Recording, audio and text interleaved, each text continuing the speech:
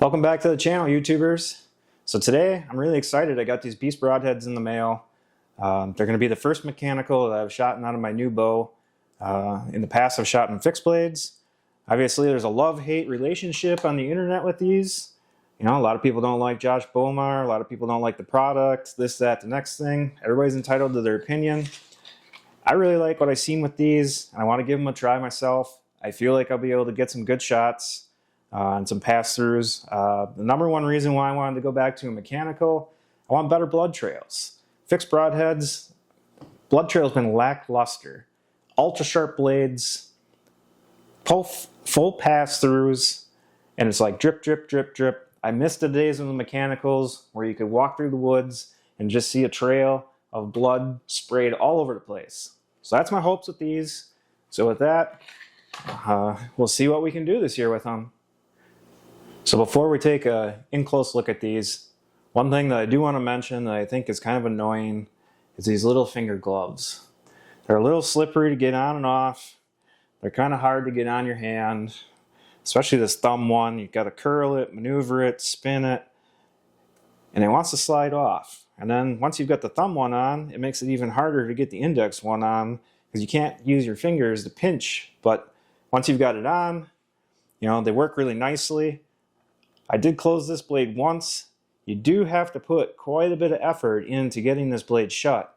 One blade would close while the other one would get hung up, kind of like it is right now. So you really have to put a lot of effort with your thumb into getting that closed. Once they're closed, they are locked tight. So I think in the quiver, there's no way that these things are going to engage, especially on that foam. So I really like that feature. But like I said, the finger booties, not a big fan of getting them on to your fingers. So let's take a look at these. I've already taken them out of the package. This is how they come. So you've got one of them that's already set with the blades closed, one with the blades deployed. They give you two little finger things for opening or closing the blades, and then you also get a practice tip.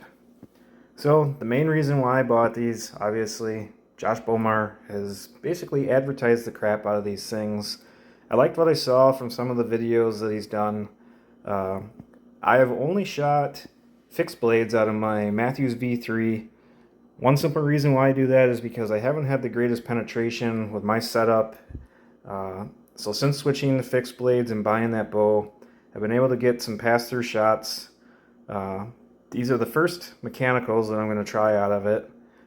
They intrigue me, and if they don't work, they don't work. But I'm going to try at least two shots on some animals and see how it goes. I mean, I bought them to be disposable, even though they're advertised as being able to shoot multiple deer. I don't like shooting multiple deer with the same broadhead blades. I want everything as sharp as possible. So right out of the package, I took this blade here, and I literally can shave the hair off my arm, barely even touching anything. So they are extremely sharp. So with that being said, we're going to go ahead and we're going to head out to the field, and we're going to get some shots on these. Like I said, we're going to do 20, 30, and 40, and see if they fly like field tips. So, out here at the Beast practice tip that comes in the pack, I'm going to shoot it at 20, 30, and 40. See how it flies. This will be the first mechanical that I'm going to try shooting out of my Matthews V3 that we've already done the chrono and everything in a different video. I'm really hoping for good things out of this, but hey, if they don't work, it's just two broadheads. We move on, we buy a different set. This is the Beast practice tip at 20 yards. I got about a 5 to 7 mile an hour crosswind here, but I'm going to aim center target. I got both my block targets stacked up back to back. The center of the first one isn't the greatest, so I typically will shoot through almost all the way.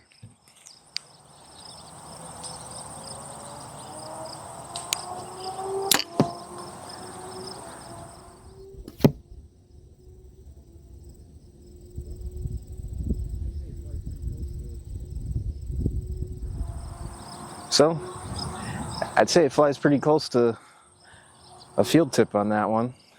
I'm going to go back, grab the arrow. I'm going to do one more from 20. All right, this is shot 2 from 20. I adjusted my release a little bit. I didn't like the feel of it on that first shot.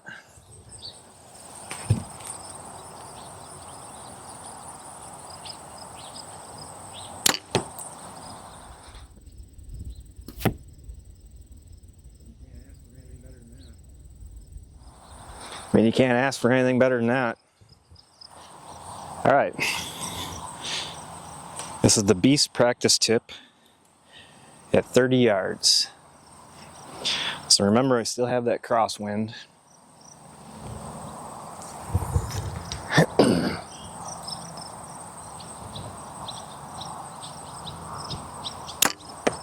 Ooh.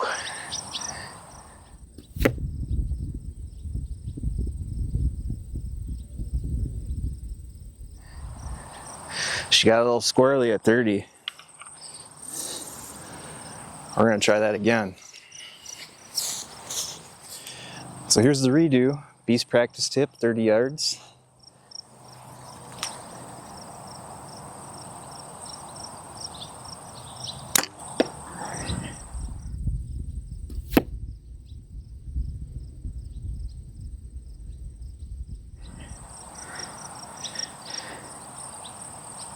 Shoots a little high at 30.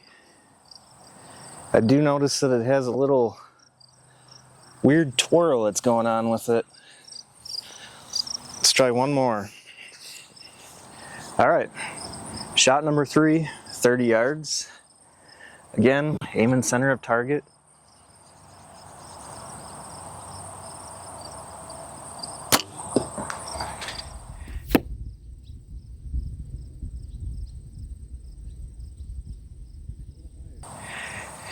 Definitely shoots high and left. Is it still a killable shot? Yes. Do I trust it? Not really. I don't want to have to adjust my sights. All right, I am now out at 40 yards with the Beast practice tip. A little worried that this one's going to go way high and left potentially, but I guess we'll see. I apologize if I'm not in the frame of the video. I do not have a cameraman, and I cannot see the screen and set up where I'm standing all at the same time. So let's try 40.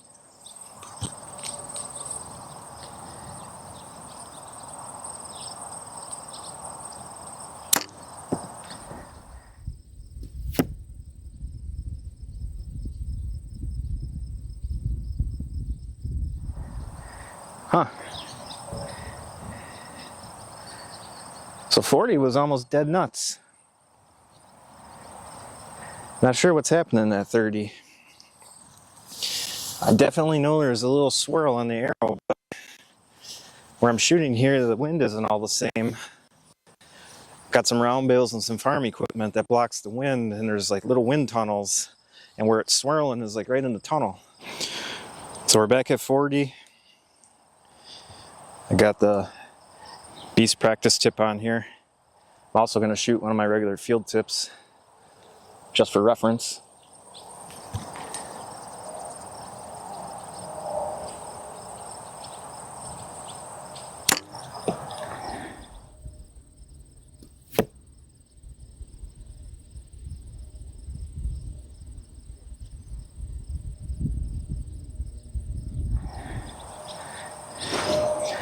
So that one had a tiny bit of kick, but the wind is blowing me around.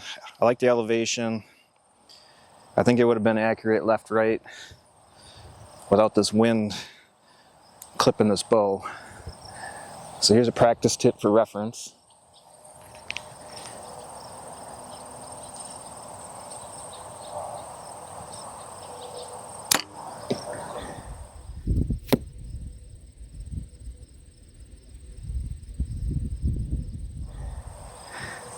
So left, right, they're pretty close. Up, down is maybe just a little bit, but hard. The wind wants to take this bow on me. This is meant for a non-windy day. But I like it better than 30. So I'm going to try 30 one more time.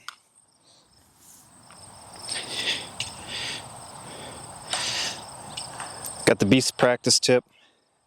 Then I'm also going to shoot a field tip or field point for reference. Wind is still blowing pretty good.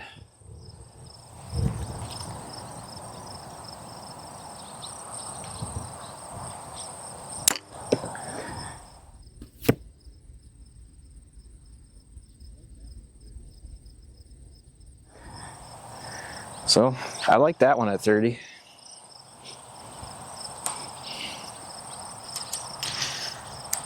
Now my field point.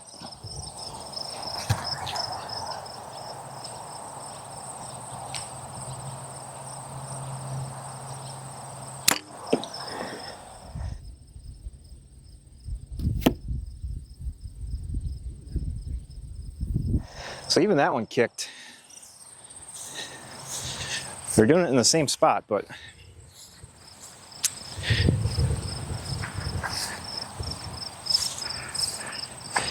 overall, I think you could go straight to the woods with a beast broadhead. I mean, most guys are shooting 30 and under anyways. I don't know if I'd take it out west without some major fine tuning, but my major reasoning why I don't want to move the sight for 2 beast broadheads is because I know that all my fixed blades that I've shot in the past fly exactly like a field tip. And that's primarily what I'm using with this bow to get past through shots. These beast broadheads are just a trial thing. If they work, they work. If they don't, they don't. So with that, thanks for watching. Hope you got some information out of this. I know most guys aren't shooting the field tips. They're just trying to destroy the blades in all their tests, but I can't afford to do that. So I'll see you guys later.